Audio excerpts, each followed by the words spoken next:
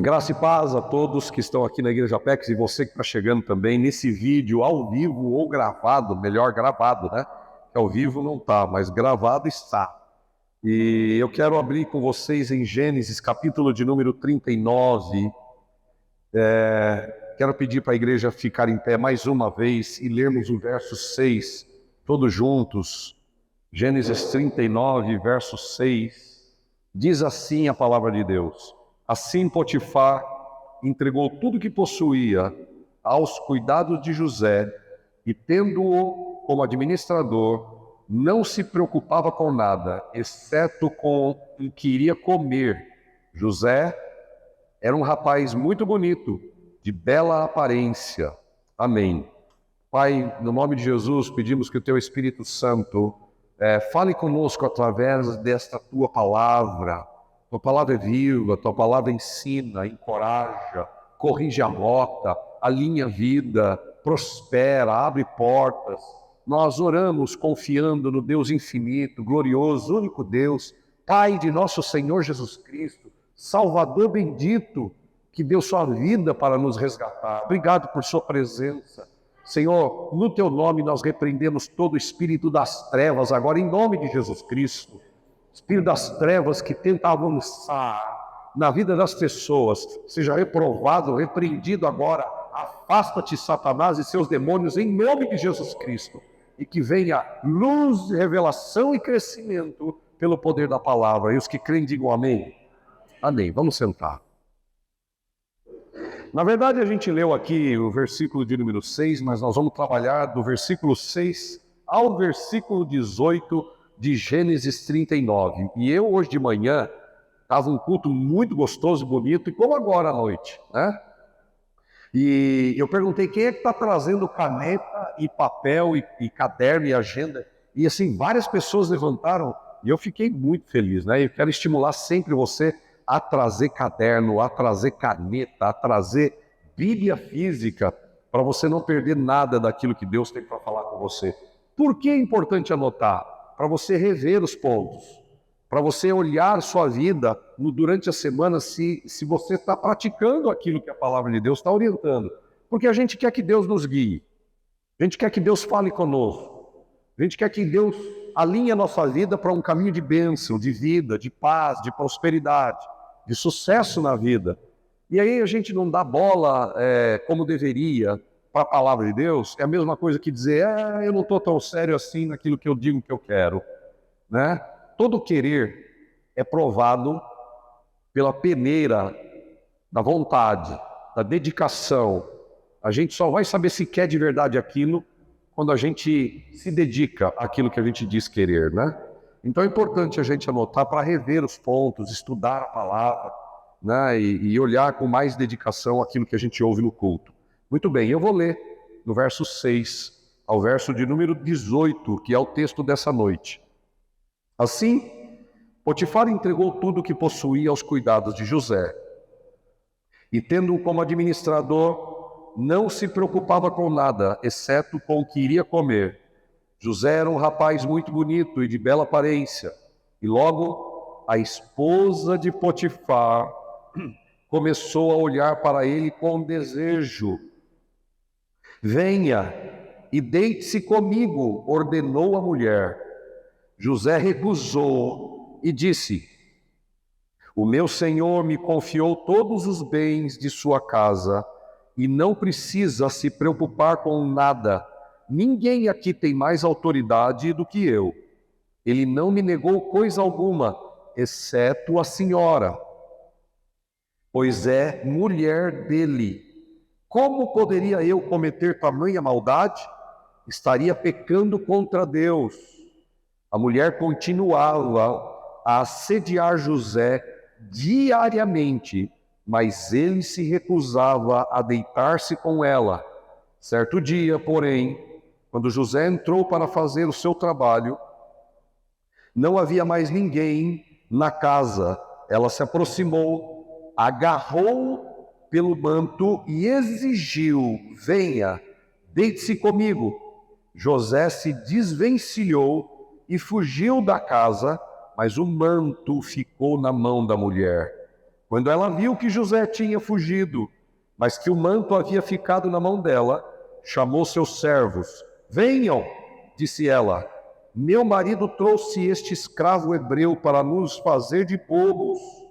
Ele entrou no meu quarto para me violentar, mas eu gritei. Quando ele me viu gritar, saiu correndo e escapou, mas largou o seu manto comigo. Ela guardou o manto até o marido voltar para casa. Então, contou-lhe sua versão da história. O escravo hebreu que você trouxe para nossa casa tentou aproveitar-se de mim, disse ela. Mas quando eu gritei, ele saiu correndo e largou seu manto comigo. Amém, queridos? Mantenha sua Bíblia aberta e vamos ouvir o que o Espírito Santo tem para falar conosco nessa história, continuando no tema que a gente está seguindo. Essa é a quarta mensagem da série Sucesso na Vida. Desnecessário, porém importante relembrar que quando a gente fala de sucesso, eu estou falando de sucesso à maneira de Deus. Não estou falando sucesso dos padrões do mundo sem Deus. Estou falando de sucesso à maneira de Deus, dentro da perspectiva de Deus, dentro dos valores do reino de Deus. Sucesso. O tema de hoje é uma combinação vencedora. Qual seria a combinação que geralmente ou que de fato traz a vitória de Deus para a vida de alguém? Fé na vida e fé no trabalho. Ou seja, se você olhar do ponto de vista aqui do texto, você vai perceber no versículo de número 3, aqui do capítulo 39, que Potifar, ele percebeu que o Senhor abençoava a José. E tudo que José fazia era bem sucedido. Tudo que José fazia dava certo. Tudo que José fazia era próspero, era abençoado. Mas olhe isso, Potifar percebeu. Sabe, a fé de José era alguma coisa percebida por quem estava ao seu redor. Não era uma fé da boca para fora. Não era uma fé de espelho. Sabe o que é uma fé de espelho? Eu olho para mim mesmo e digo, eu sou um homem de fé. Eu olho para mim mesmo e digo, eu sou uma mulher de fé. Mas sabe, a nossa opinião de fato conta pouco quando o assunto é fé em Deus. O que conta de verdade não é o que a gente olha em nós mesmos. Não é o que a gente gosta em nós mesmos. A fé verdadeira é aquela que os outros percebem em nós.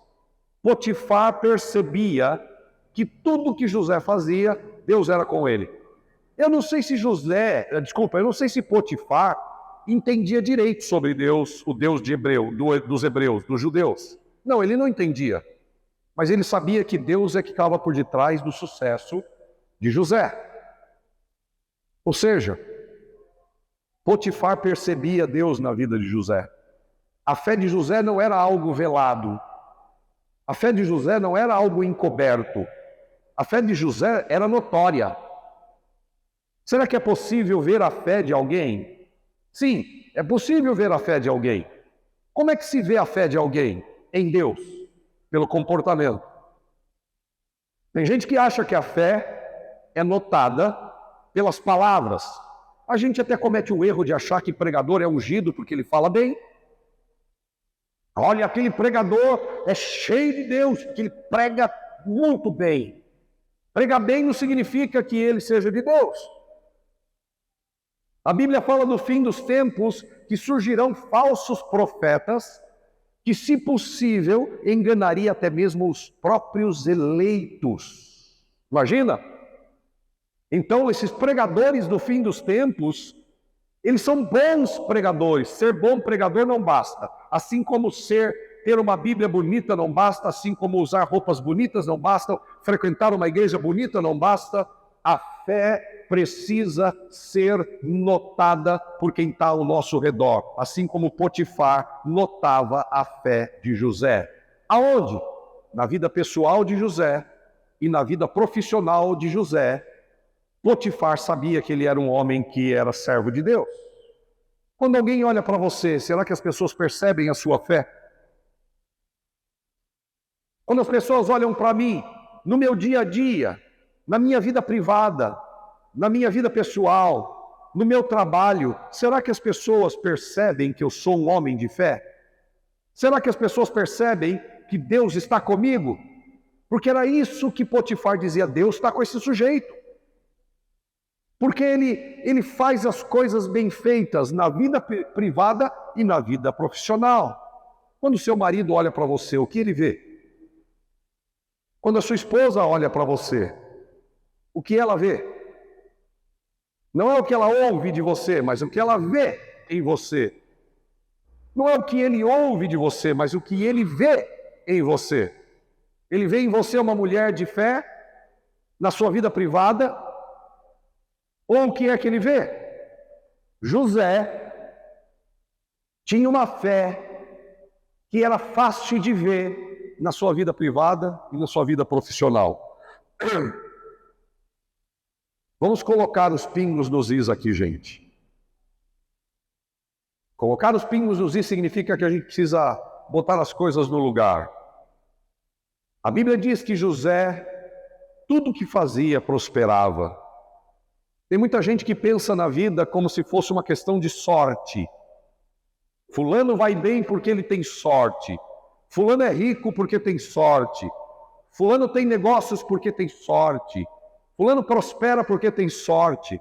Vamos colocar os pingos nos is aqui, olha gente. Sorte não tem nada que ver com sucesso na vida aos olhos de Deus. Diga comigo isso, sorte não tem nada que ver. Ok? Então diga para a pessoa que está ao seu lado, sorte não tem nada que ver com o sucesso de Deus. Sorte não tem nada a ver com isso, gente. Né? Pare de pensar a vida desse ponto de vista. Fulano tem sorte. Fulano tem uma boa esposa porque tem sorte.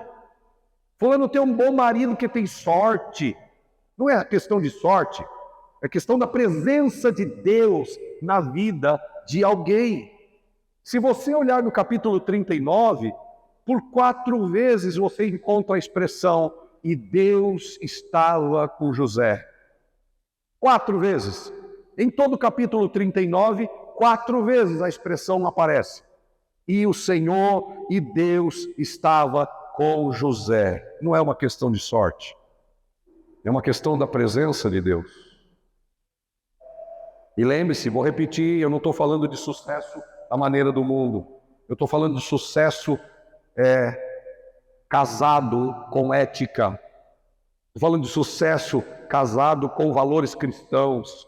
Estou falando de sucesso ao mesmo tempo que tem moral cristão, espírito de Deus, sabe? O sujeito anda na verdade e é próspero. O sujeito não é fanfarrão e é próspero. O sujeito não vive no pecado e é próspero. Porque a prosperidade, à maneira do mundo, gente, as pessoas fazem qualquer coisa para ter o que querem. E isso para mim não é prosperidade, a maneira de Deus. A maneira de Deus é prosperidade com ética. A maneira de Deus é prosperidade, sucesso na vida com a presença de Deus. Amém? Eu quero lembrar que não depende de nada. Não depende de nada, nem de ninguém para Deus prosperar e dar o sucesso que Ele deveria dar a você ou que você gostaria de viver. Não depende de nada e não depende de ninguém para Deus prosperar.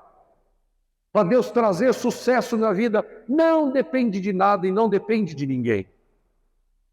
Muito menos depende das circunstâncias, do momento econômico de um país. Não depende de nada. Não depende das pessoas certas. Tem gente que pensa que para ter sucesso na vida, precisa estar conectado com as pessoas certas. Se eu tivesse conectado com tal pessoa. Veja, se a gente pensa assim, onde é que a presença de Deus entra? Onde é que entra as orações? Se eu penso que para eu dar certo na vida, eu preciso conectar-me com as pessoas certas. Ah, se eu conhecesse fulano, aquele político, então eu teria a mesma sorte que o Beltrano. Para Deus prosperar alguém, Ele não depende das pessoas certas. Ele também não depende das condições certas. Ah, se o Brasil vivesse um momento econômico melhor. Ah, se o Brasil tivesse um momento econômico igual da Austrália, da Europa. Deus não precisa dessas coisas. Eu quero lembrar você que o texto da nossa reflexão de hoje, da nossa meditação de hoje, diz que Deus prosperou e deu sucesso a José no Egito. Egito é um lugar que tem um símbolo de escuridão para o povo judeu. Não é um lugar onde um hebreu, um judeu deveria prosperar, mas ele prosperava. Abraão prosperou no deserto. Moisés prosperou no deserto. Jesus prosperou no deserto.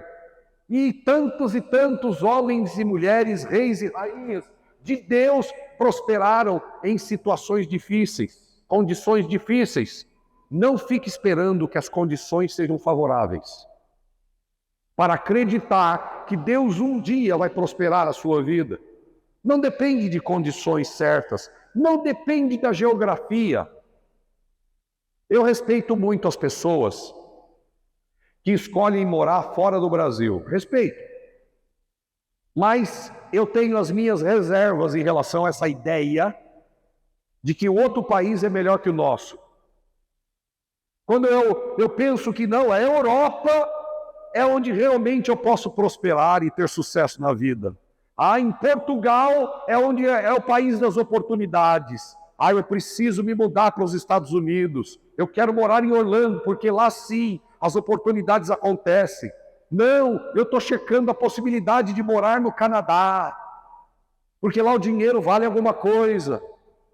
Meu irmão, eu quero dizer para você que Deus não depende da geografia certa para prosperar ninguém. Deus prospera na Europa, Deus prospera na Austrália, Deus prospera nos Estados Unidos, mas Deus também pode prosperar você aqui no Brasil, aleluia, na Zona Leste. Deus não depende de geografia para prosperar ninguém, nem tampouco Deus depende do conhecimento certo. Deus não depende do conhecimento certo. Que conhecimento tinha José da língua egípcia? Nenhuma.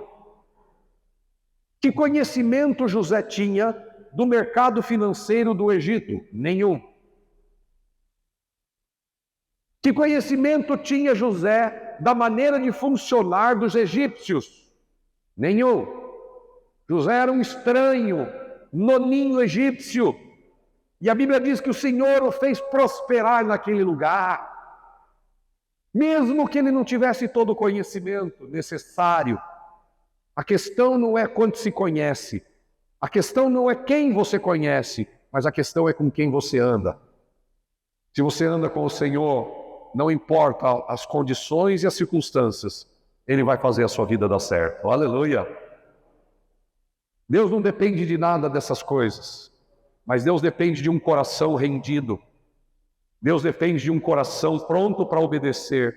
Deus depende de uma mentalidade cheia da palavra de Deus.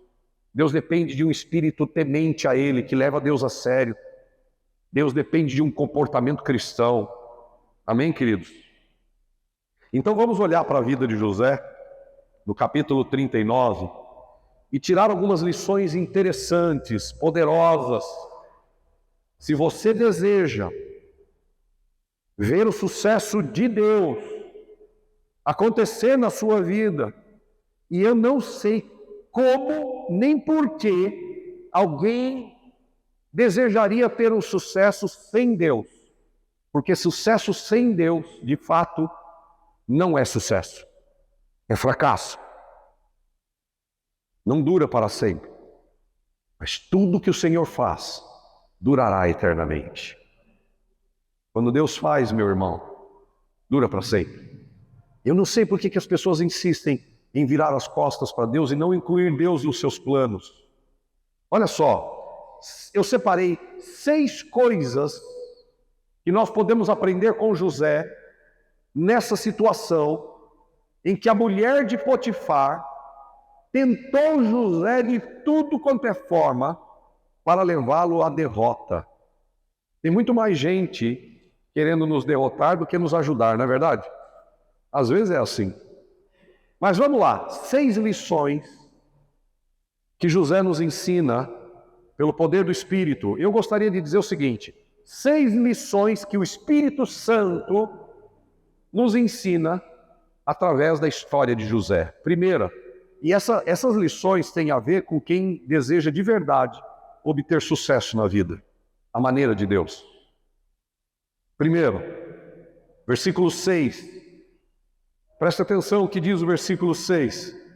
Assim Potifar entregou tudo o que possuía aos cuidados de José, e tendo como administrador, não se preocupava com nada. Diga, Potifar não se preocupava com nada, diga isso. É importante a gente falar essas coisas para gravar na nossa mente.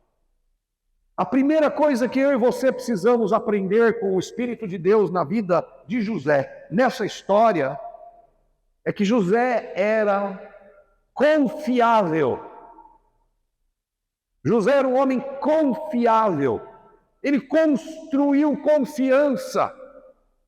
Confiança não acontece da noite para o dia.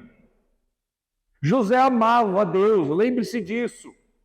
José era correto, não porque ele queria ser correto, mas porque ele amava a Deus. Porque ele amava e temia ao Senhor. Ele andava com Deus. E Deus andava com José. Para José, Deus vinha em primeiro lugar. É só você ler toda a história de José. Que coisa linda é a história de José. Gênesis tem 50 capítulos. Dos 50 capítulos, 10 capítulos conta a história de José. Do capítulo 39 ao capítulo 50 se conta a história de José. Dali para frente, para trás, são histórias de outras pessoas. Abraão, Isaac, Jacó, Esaú e vários outros. Mas do capítulo 39 até o fim é a história de José. José foi um homem que amava Deus de todo o coração, e essa história de ele andar com Deus fez dele um homem confiável. Olha só, Potifar não era um cara de conquistar facilmente. Potifar era um homem experiente. Potifar era chefe da guarda do faraó, rei do Egito. O que é chefe da guarda do faraó? É um pelotão de elite. Era um grupo de elite do exército de faraó, especializado em cuidar do faraó. Não era fácil conquistar a confiança desse sujeito chamado Potifar, pois José conseguiu a confiança de Potifar a tal ponto que tudo que Potifar tinha, ele tinha construções, ele tinha animais, ele tinha ovelhas, ele tinha bois. Potifar tinha um monte de coisa, além de trabalhar para o rei do Egito, ele tinha um monte de investimentos. E José se tornou o administrador de tudo. Por quê? Porque José se tornou confiável. Ser confiável é uma combinação para uma vida de sucesso. Ninguém pode obter sucesso duradouro na vida sem ser confiável. Se você quer obter sucesso na vida, a maneira de Deus, eu e você precisamos nos tornar confiáveis. E o que é ser confiável? Ser confiável é dizer, vou chegar às 7, e você chega às 7. E cada vez que você cumpre horário, quem olha para você diz, este fulano eu posso confiar. Quando você diz algo, você cumpre. Se você anda dizendo que vai chegar às 3 da tarde e chega às 5, como é que as pessoas vão confiar em você? Se você, quando vai atrasar, não avisa, como é que as pessoas vão confiar em você? Como é que tua esposa vai confiar em você? Como é que teus filhos vão confiar em você? Se você não cumpre, se eu não cumpro a minha palavra, como os meus filhos vão confiar em mim? Sucesso na vida tem a ver com ser confiável. Quando eu digo algo, eu tenho que cumprir. E se eu for atrasar, eu tenho que avisar e dar satisfação. É que o ego da gente não gosta de dar satisfação e explicar. Só que isso rouba de você a confiança. Quem quer ter sucesso na vida precisa ser confiável. Sim ou não? Potifar não se preocupava com nada. O texto diz que Potifar não se preocupava com nada. Por quê? Porque José era confiável. Sabe o que Potifar tinha em relação a José? Paz. Ele tinha paz em relação a José.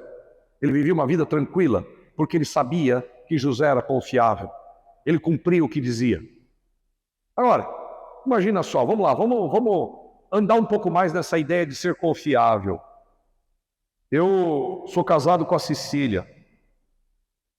E hoje, tanto eu quanto ela temos um relacionamento de paz. Tem muita coisa que precisa melhorar na vida da gente, tanto na dela quanto na minha. Mais na dela do que na minha brincadeira. Todos nós precisamos evoluir sempre, mas o nosso relacionamento é um relacionamento de paz. Se o meu celular fica em casa, eu não fico preocupado se ela vai pegar ou não.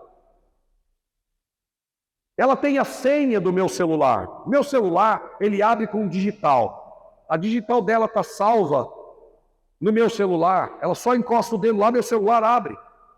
Eu não fico escondendo o meu celular dela. Nem ela fica escondendo o celular dela de mim. Meu celular é um livro aberto, tanto para ela quanto quem quer que seja. Não há nada no meu celular que me comprometa. Não há nada no celular dela que comprometa. Às vezes ela está tomando banho e o celular dela está ali disponível. Às vezes eu estou tomando banho e meu celular está lá disponível. É uma relação de confiança, é uma relação de paz. Se eu saio durante o dia, fazendo as minhas coisas, ela não fica cozinhando e preocupada e roendo os dedos. O que será que o Douglas está fazendo? Onde será que o Douglas está? Não, ela confia em mim. Ela vive uma vida de paz. Eu confio nela. Se ela sai para algum lugar, se eu estou aqui na igreja ou em qualquer outro lugar de São Paulo e ela vai para outro lugar, eu não fico preocupado. Existe paz no nosso coração. Por quê? Porque existe confiança. Um relacionamento de confiança gera paz, gera menos estresse, gera alegria, gera descanso. Potifar confiava e não se preocupava com nada, porque ele confiava em José. José se tornou um homem de confiança. Você é uma pessoa de confiança? Quando tem um horário para cumprir e você vai atrasar, porque ninguém é perfeito, pode acontecer. Pode quebrar o carro, pode quebrar o ônibus, pode quebrar o metrô, pode chover elefante, canivete. Pode acontecer um monte de coisa que pode atrapalhar o cumprimento da sua palavra. Mas quando você for atrasar, pega no telefone e avisa: Lúcia, vou atrasar 20 minutos por causa disso, disso e disso. Dê satisfação, porque cada vez que você dá satisfação, você aumenta a confiança da outra pessoa em você. Dê satisfação para os filhos, dê satisfação para a esposa, dê satisfação para o marido. Torne-se e cresça em ser uma pessoa confiável. Foi por isso que José prosperava, porque ele era confiável. Mas o tema de hoje é uma combinação vencedora. Ser vencedor e ter sucesso na vida não se trata de uma coisa. Então porque eu oro muito eu vou ter sucesso na vida. Não. Você tem que ser confiável, além de orar muito. Tem gente que ora muito, mas não pode confiar nela. Que coisa estranha. Você conhece gente assim? Que não sai de dentro da igreja, mas não é confiável. Conhece gente assim? Que não larga a Bíblia, mas não é confiável. Conhece gente assim? Que prega a palavra de Deus, mas não é confiável. Cuidado com gente que não é confiável. E cuidado em não se tornar uma pessoa em quem ninguém pode confiar. Quantos aqui confiam em Deus? Deixa eu ver, levante a mão. Confiam em Deus. Por que você confia em Deus? Porque Ele é confiável. E por que Deus é confiável? Porque Ele não mente. Porque Ele cumpre o que diz. Números 23, 19 está escrito: Deus não é homem para mentir, diga. Nem filho do homem para se arrepender. Tendo dito, Ele fará. Tendo prometido, Ele cumprirá. Louvado seja o nome do nosso Senhor Jesus Cristo. Aleluia! Deus é um Deus confiável. Beleza! É fácil confiar no Senhor, porque Ele não mente, Ele não falha, Ele cumpre o que promete. Mas a pergunta é, e você? Deus pode confiar em você? E em mim? Deus pode confiar em mim? Segundo, primeiro, torne-se alguém confiável. Segundo, verso 7. Verso 7. E logo a esposa de Potifar, esposa de Potifar, tem um monte de esposa de Potifar nessa vida.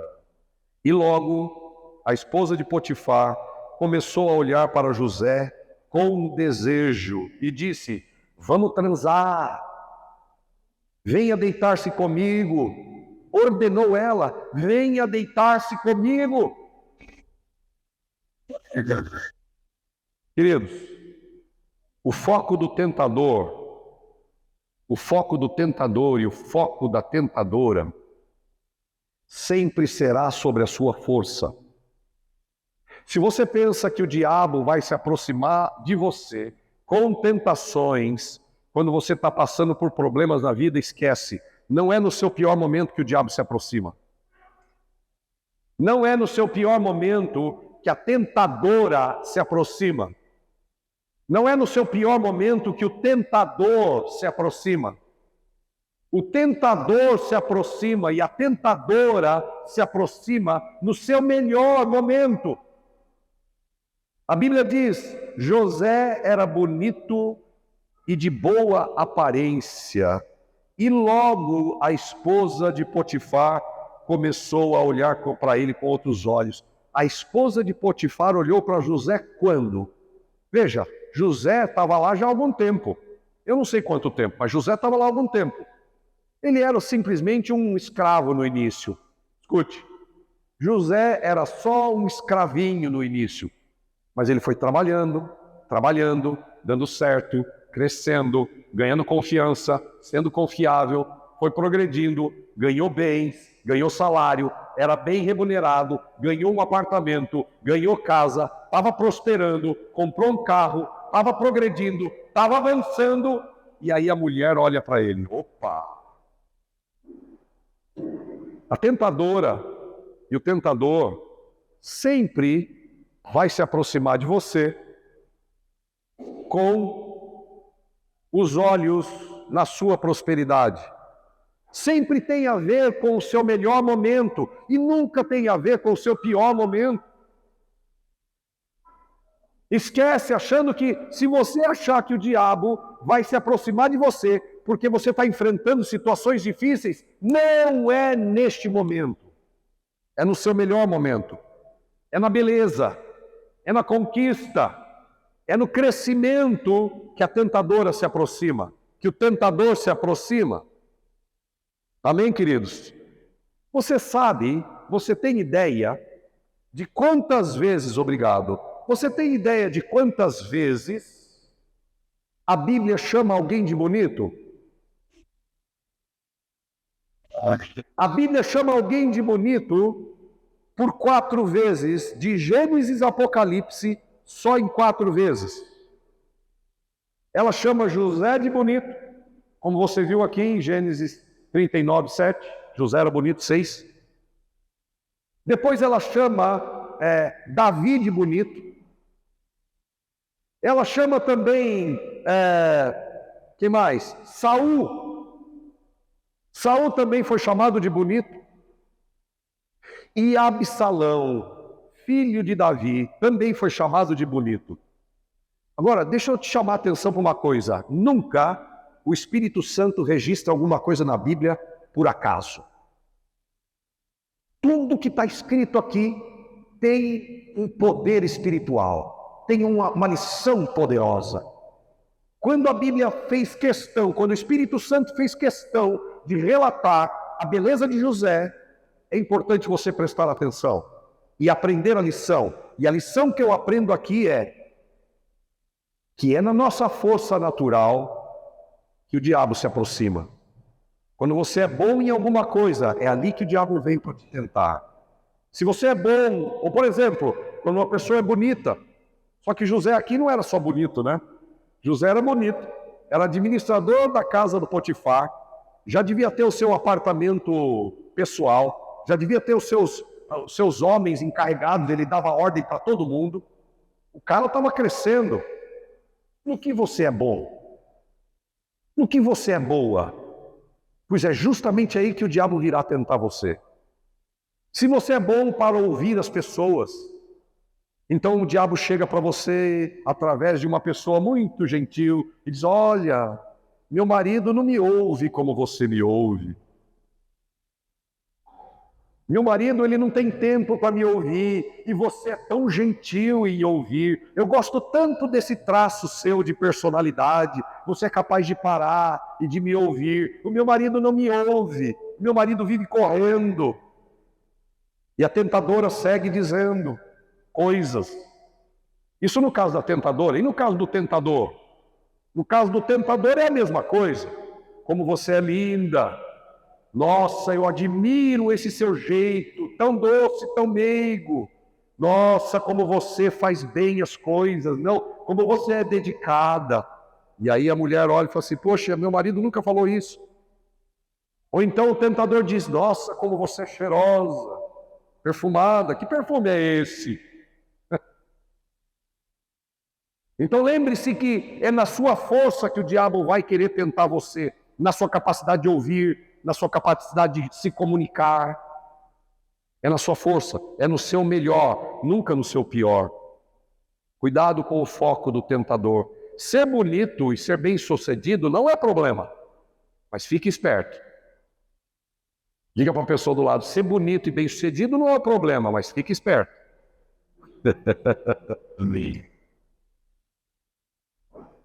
Segundo, é esse, segundo. Esse é o segundo. Ok? Qual é o nome? Qual é o título? Minha esposa está me ajudando aqui, perguntando: no primeiro é seja confiável. O segundo é cuidado com o foco de Satanás, a sua força. Cuidado com o foco de Satanás, a sua força. O diabo não se aproxima na sua fraqueza. Você já é fraco, por que ele vai ali? Você já é fraco, por que ele vai ali? Ninguém tenta ninguém na fraqueza, é na sua força. É a força da gente que nos derruba. Ninguém cai do chão para o chão. A gente sempre cai de alguma coisa mais elevada. E quanto mais elevado, pior é a queda. Por isso tem que tomar cuidado. O diabo está sempre querendo derrubar alguém de alguma altura. Como é que foi que o diabo fez com Jesus? Levou ele até o pináculo do templo e falou para ele assim: você é poderoso, Jesus, você é majestoso, você é glorioso, você é todo poderoso, então vai, se joga daqui para baixo, porque está escrito que os seus anjos você ordenará para sustentar você nas mãos, e você não vai tropeçar em nenhuma pedra. Se joga, mostra seu poder, mostra seu poder. O diabo disse para Jesus: você tem poder para criar qualquer coisa, transforma essa pedra em pão, vai lá, mostra seu poder. E Jesus dizia: nem só de pão viverá o homem, mas de toda a palavra que procede da boca de Deus. Jesus é maravilhoso, gente. Jesus é maravilhoso. Amém? Terceiro,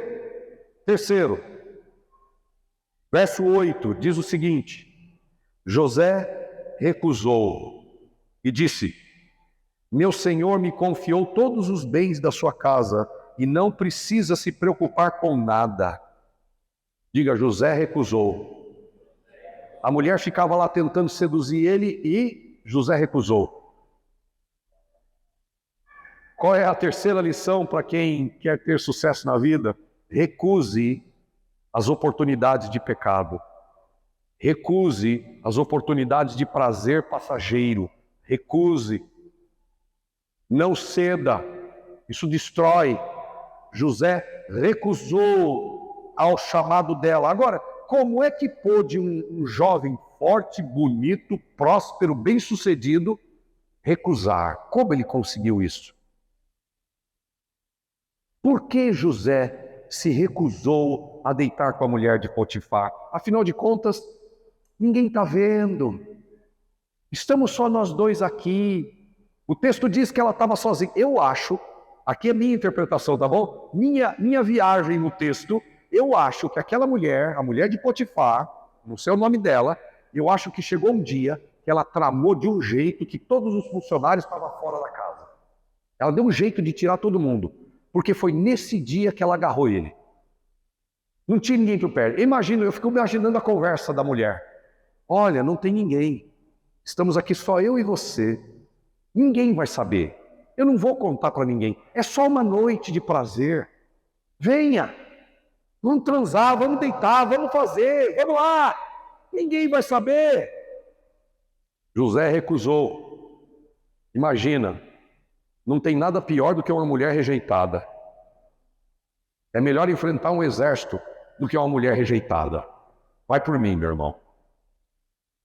José recusou. Agora eu fico perguntando para o texto, por quê? Eu fiquei perguntando para o texto, por quê? Por que ele recusou a mulher? Jovenzinho, jovenzão, né? Já era maduro. Um jovem, mas era maduro. Não era um menino. Por quê? Ele recusou porque a esta altura da vida de José, Deus já tinha se tornado mais real e mais importante do que qualquer outra coisa. José recusou a mulher porque Deus era importante na vida dele. O quanto Deus é importante para você? Quanto Deus é importante para você quando você está sozinho? Quando você está diante da tentação?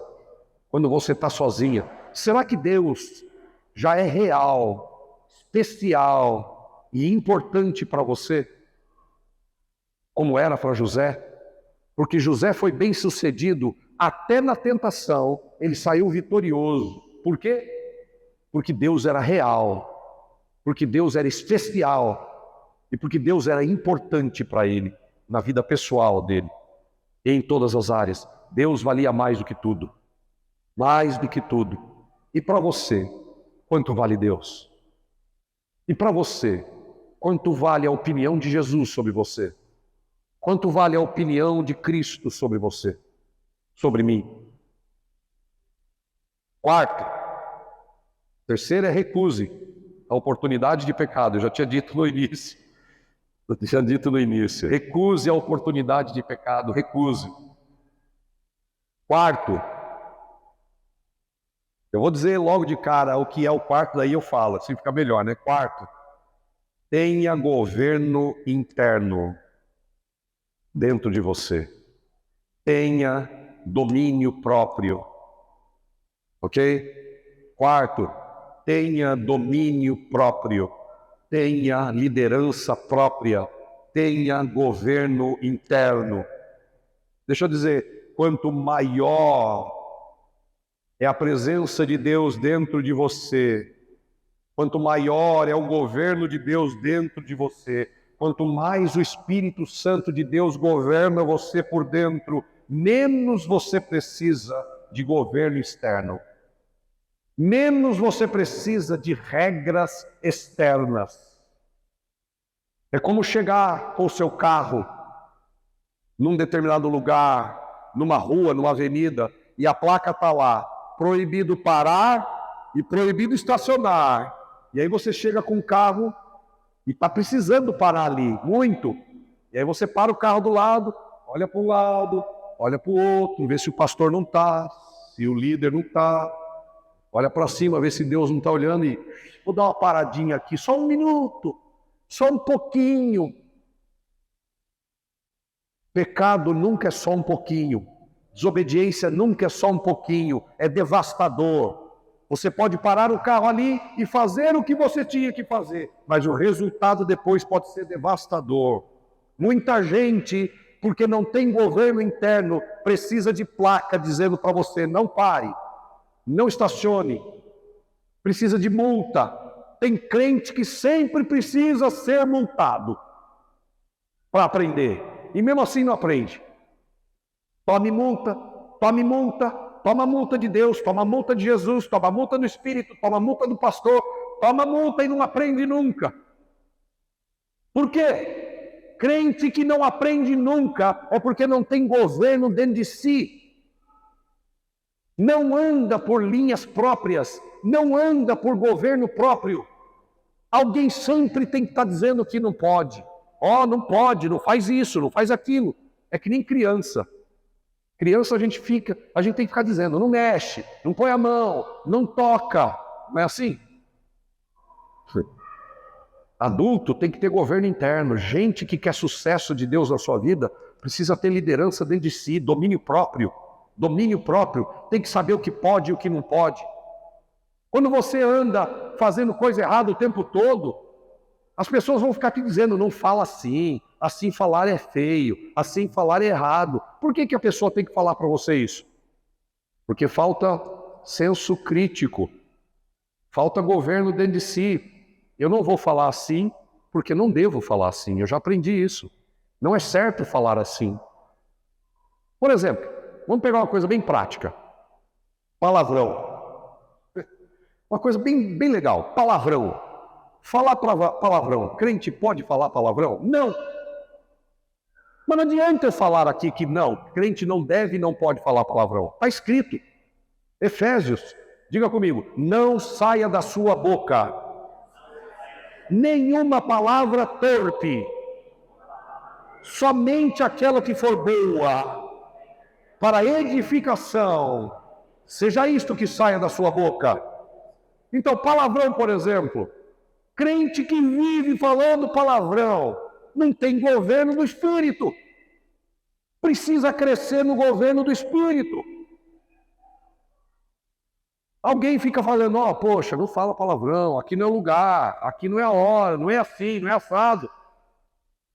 Por quê? Porque está faltando governo aqui dentro. Quando você tem governo do Espírito aqui dentro, você não fica falando de qualquer jeito, nem qualquer coisa. Posso ouvir amém? Muito bem. Agora, olha só. Note, muito mesmo, note que José fazia isso. José recusava o pecado. José dizia não para a mulher de Potifar. Não porque ele não queria pecar contra si mesmo, ele não queria fazer mal para si mesmo. Não, se eu fizer isso eu estou lascado. José não queria pecar com a mulher de Potifar, não é porque ele não queria pecar contra a mulher, ou contra o chefe dele, que era Potifar. Para José, deitar com a mulher de Potifar era um pecado, em primeiro lugar, contra Deus. Percebe a diferença? Pecar é um pecado, em primeiro lugar, contra Deus. E José via assim: se eu pecar, em primeiro lugar, eu estou pecando contra o meu Deus, que morreu por mim na cruz, que derramou sangue por mim na cruz, que ressuscitou para me salvar, que pagou um preço caríssimo para me salvar. Como é que eu posso cometer isso, essa maldade, e pecar contra o meu Deus? Está escrito aqui no verso 9, vou pecar contra meu Deus, eu não vou fazer isso. É como se José estivesse dizendo: o Senhor vê, e eu vou entristecer o coração daquele que me faz bem. Eu vou entristecer o coração da primeira e mais importante pessoa da minha vida, Deus, que fez tudo por mim. Como eu vou cometer tamanha maldade e deitar com você e praticar sexo com você só por um momento de prazer? Por que eu vou pegar esse dinheiro? Por que eu vou bater o cartão de mentira? Por que eu vou fazer esse negócio ilícito? Só para ter um ganho? Só para ter um minuto de prazer? Eu vou pecar contra Deus. Meu irmão, se a gente não entende que o pecado, em primeiro lugar, é contra Deus, nada vai frear você. Nada. Todo pecado, em primeiro lugar, é contra Deus. Essa coisa de governo interno é uma coisa de coração, sabe? É por isso que Jesus exigiu, e Deus também sempre exigiu. Diga comigo, amarás o Senhor teu Deus de todo o teu coração. Veja, presta atenção, isso aqui é importante. Por que José não queria pecar contra Deus? Porque ele amava a Deus de todo o coração. Não é de toda a perfeição, é de todo o coração. É diferente. Amar a Deus de todo o coração significa que nada disputa o primeiro lugar com Deus na minha vida. Ele vem em primeiro lugar. Ele vem em primeiro lugar. Porque se Deus não vier em primeiro lugar, você vai rebaixar os seus valores. Você vai fazer qualquer coisa para satisfazer as suas vontades. Deus deve ocupar o primeiro lugar sempre. Amém, queridos? Diga comigo, amarás o Senhor teu Deus de todo o teu coração. Você ama a Deus de todo o coração? Vamos ver. Quando é que a gente vê? Quando é que Deus vê se você ama Ele de todo o coração? Na tentação. Quinto, verso 10. Verso de número 10. A mulher continuava, diga, a mulher continuava. A mulher continuava a assediar José diariamente. Gente, você sabe o que é isso? Todo santo dia a mulher ficava lá, deita comigo. Ó, botei uma roupinha. Levantava a saia, ó, sei lá o que ela usava. Ó, tô com uma meia calça show. Preparei para você, venha. Gostosão, bonitão, cheirosão, prosperão, cheio de sucesso. Vem comigo. Todo santo dia a mulher buzinava na orelha do José. E qual é o aprendizado aqui no verso 10? Nunca baixe a guarda. Diga isso. Diga para a pessoa ao seu lado, nunca baixe a guarda. Você quer uma outra palavra importante? Persevere em ser reto. Persevere na santidade. Persevere em andar na verdade. Não baixe a guarda. Por quê? Porque tem muita gente que é assim, ó. Ela vence um pecado, ela vence uma tentação, aí ela se acha. Eu disse não para aquela mulher. Eu disse não para aquele homem. Eu disse não para aquele negócio ilícito. Eu venci e fica tão feliz que venceu uma tentação que acha que pode relaxar. Só que o tentador e a tentadora vai continuar. E aí quando a gente baixa a guarda é que o problema acontece. Quando a gente está distraído é que o problema acontece. Nunca baixe a guarda. Viva uma vida descansada em Deus, mas nunca baixe a guarda. Fique esperto. Se eu pudesse parafrasear nos tempos atuais, eu diria, fique esperto. Vou contar uma história. Antes da história, fique esperto porque o diabo ele é persistente. O texto diz aqui, ó, a mulher continuava a assediar José diariamente. Quando? Diariamente. A mulher era persistente. Por quê? Porque o diabo é persistente. Vou contar uma história para você. Tinha uma igreja, essa é muito boa, eu não contei de manhã, vou contar agora. Tinha uma igreja que tinha uma senhora que não falava mal de ninguém. Não falava mal de ninguém. E o pessoal da igreja foi conhecendo essa fama da mulher que não falava mal de ninguém. Todo mundo foi ficando intrigado. E ela não falava não abria a boca para falar mal de ninguém. Nem de quem ela devia falar mal, ela não falava mal. Aí um dia, os diretores da igreja chamaram a mulher porque ficaram intrigados. Por que essa mulher não fala mal de ninguém? Chamaram a mulher, estava lá o pastor, o presidente, vice-presidente, os diáconos, etc. Tal. Perguntaram para a mulher, e fulana de tal, e tal, e ela não falava mal de ninguém.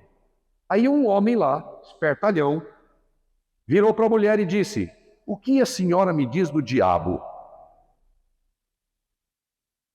A mulher fez essa cara aí que você está me fazendo, pensou um pouquinho e disse, persistente, né?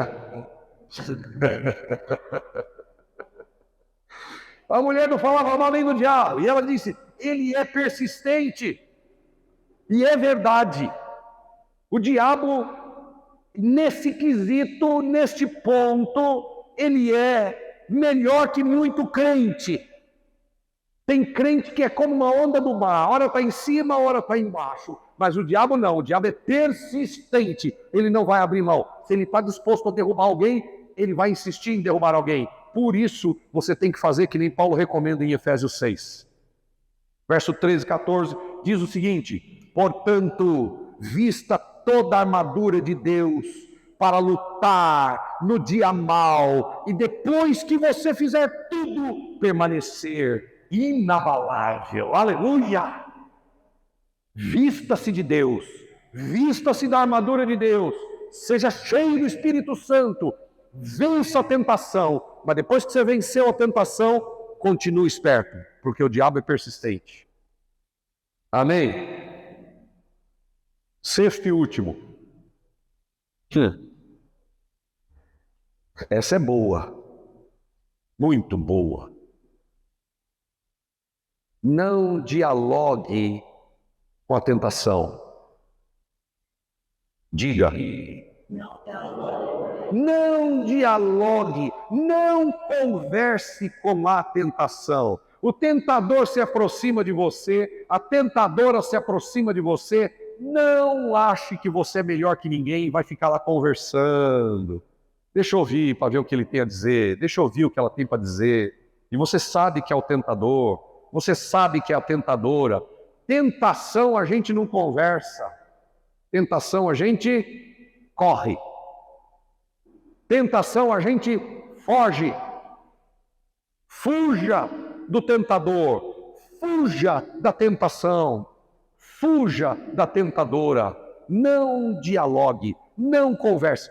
Mas aí que tem um problema, Tem muita gente que é bem educado. Tem gente que é tão educado que não quer ofender nem a tentadora. Cuidado para não ser bom demais. Cuidado. Não seja bonzinho demais. Tem gente que não gosta de ofender ninguém, né? Eu já parei com esse negócio de não querer ofender ninguém. Há muito tempo.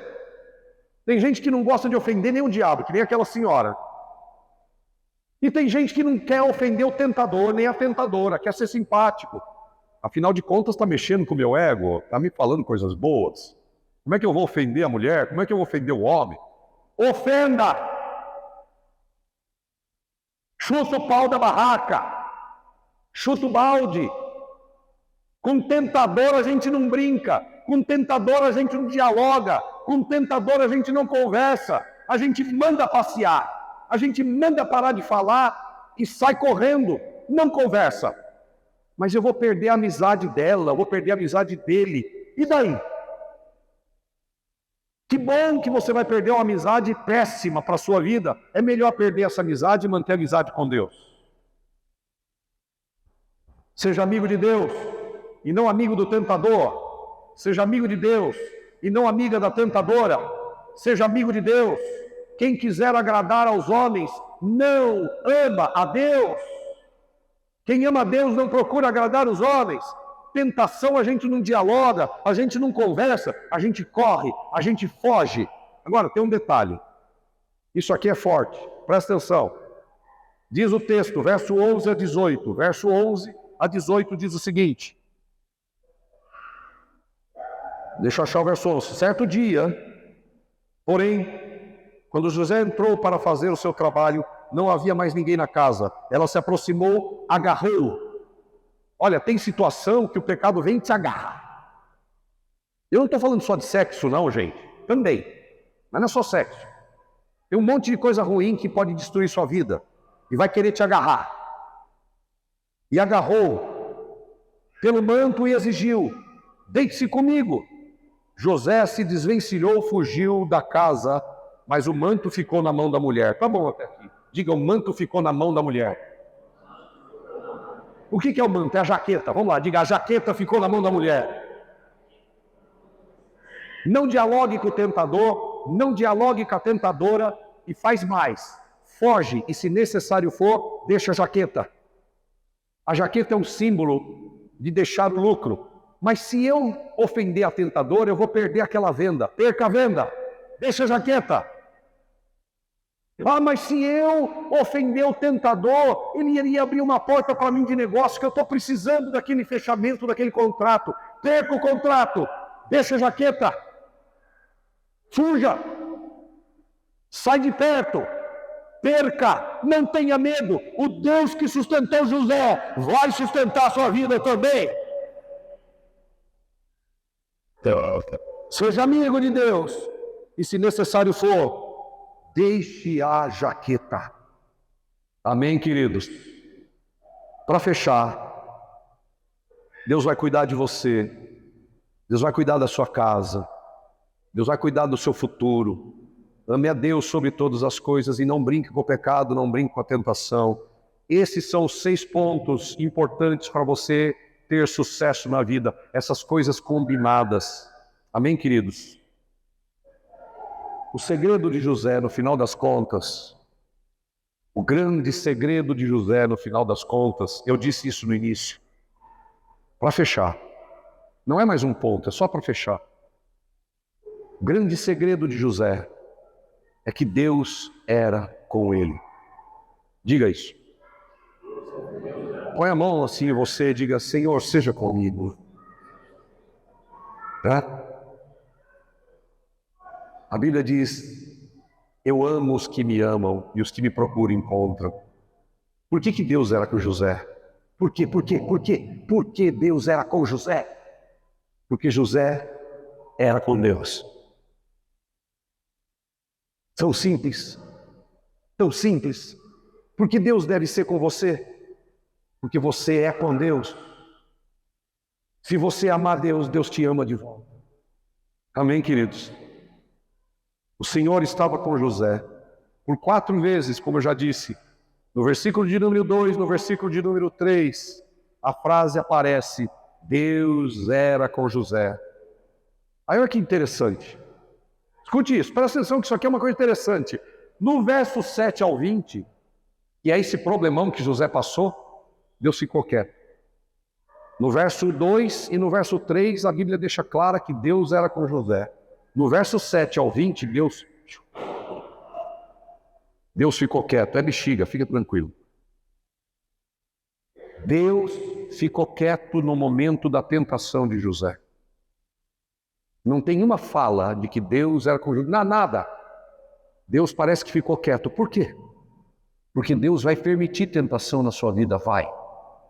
E por quê? E Ele vai ficar quieto na tentação. Por quê? Porque Ele está te observando. Como você vai reagir diante da tentação? Como eu vou reagir diante da tentação? Deus vai ficar olhando. Como? Assim como Deus ficou olhando José. Por quê? Porque Deus está te formando para algo grande, para algo superior, para algo maravilhoso. Então Ele quer ver você, como é que você vai reagir diante da tentação. Se você vai ser aprovado ou reprovado, aprovada ou reprovada. Deus está observando. E José passou no teste. José passou no teste. No verso 21, no verso 23, volta a frase, e Deus era com José. Aleluia. Que o Senhor seja com você também. Que o Senhor seja comigo. Que o Senhor seja com você. Em nome de Jesus. Amém, queridos. Vamos ficar de pé. Deus te abençoe, você que está chegando nesse vídeo gravado, e que o Senhor seja com você. Venha para os nossos cultos aqui na Igreja Caçaquera, 437, no Tatuapé, todos os domingos, às 10 da manhã e às 19 horas. Esperamos você de braços abertos, afinal, aqui é a sua casa. Paz.